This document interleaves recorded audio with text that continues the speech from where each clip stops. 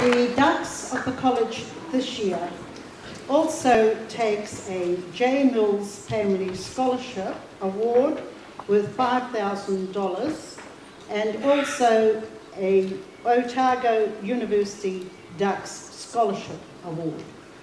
The Ducks of the College for 2017 is Jessie May Hart.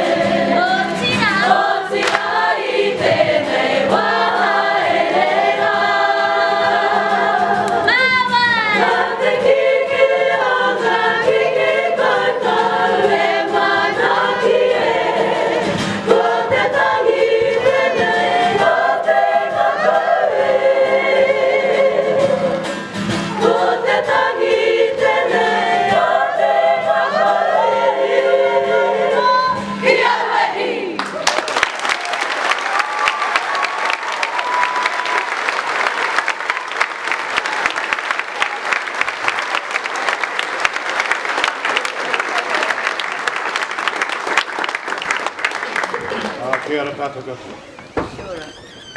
Tino mi au tēnei honore.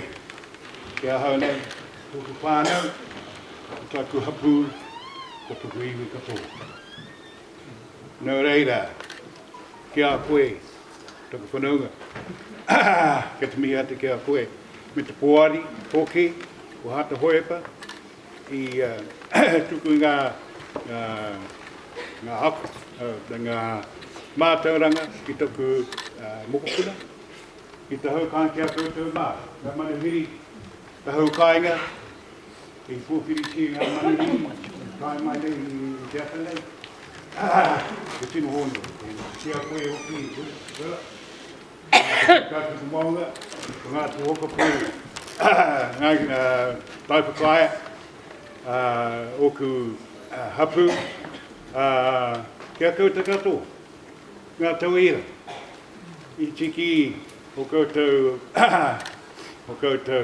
koha, ngā mea I haramai ki kone I runga te atamira, tiki o koutou tohu, I tēnei wā, kei te lihi nunu kia koutou ma.